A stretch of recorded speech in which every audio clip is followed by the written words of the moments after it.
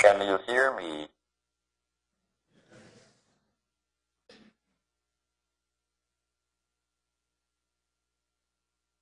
Why should we go into space? What is the justification for spending all that effort and money on getting a few lumps of moon rock? Aren't there better causes here on Earth? In a way, the situation is like that in Europe before 1492. People might well have argued that it was a waste of money to send Columbus on a wild goose chase.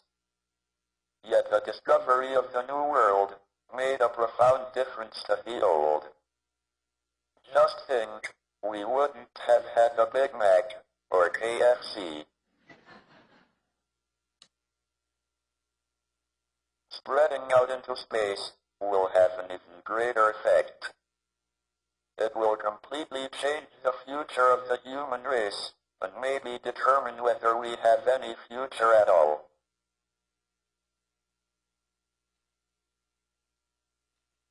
It won't solve any of our immediate problems on planet Earth, but it will give us a new perspective on them and cause us to look outwards rather than inwards.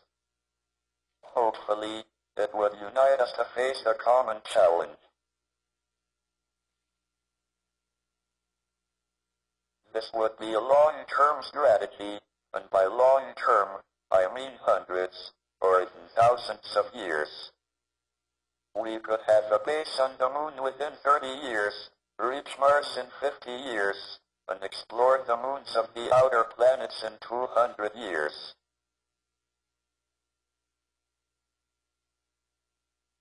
By reach, I mean with manned, or should I say, person space flight. We have already driven rovers on Mars, and landed a probe on Titan, a moon of Saturn, but if one is considering the future of the human race, we have to go there ourselves.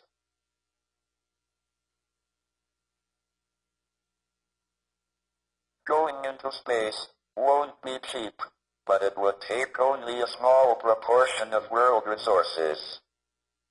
NASA's budget has remained roughly constant in real terms since the time of the Apollo landings, but it has decreased from 0.3% of U.S. GDP in 1970 to 0.12% now.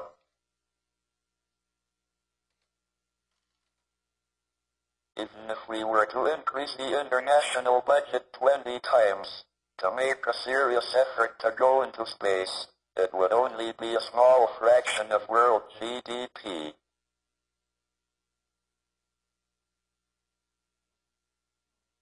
There will be those who argue that it would be better to spend our money solving the problems of this planet, like climate change and pollution, rather than wasting it on a possibly fruitless search for a new planet.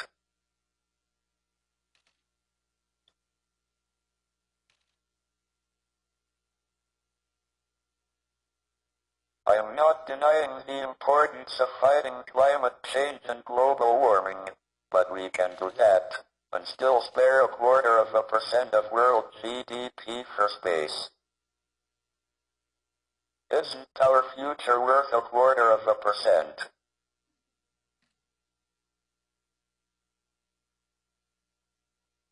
We thought space was worth a big effort in the 60s. In 1962, President Kennedy committed the U.S. to landing a man on the moon by the end of the decade.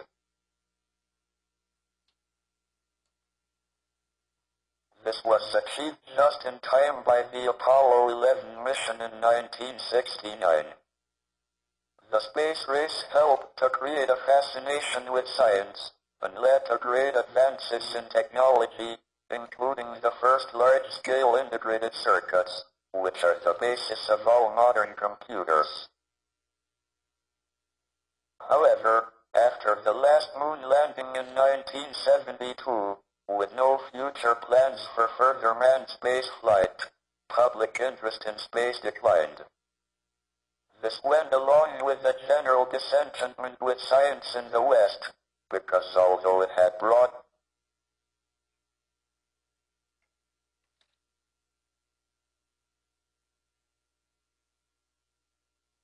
great benefits, it had not solved the social problems that increasingly occupied public attentions.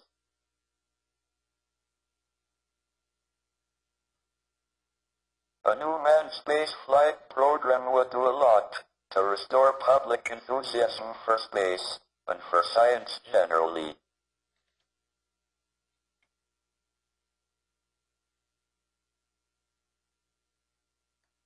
Robotic missions are much cheaper and may provide more scientific information, but they don't catch the public imagination in the same way. And they don't spread the human race into space, which I'm arguing should be our long-term strategy. A goal of a base on the moon by 2020, and of a manned landing on Mars by 2025, would reignite the space program and give it a sense of purpose, in the same way that President Kennedy's moon target did in the 1960s. A new interest in space would also increase the public standing of science generally. The low esteem in which science and scientists are held is having serious consequences. We live in a society that is increasingly governed by science and technology, yet fewer and fewer young people want to go into science.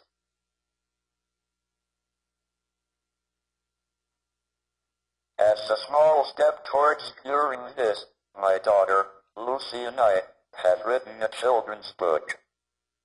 I will now let Lucy talk about how to encourage the next generation to take an interest in space and in science generally.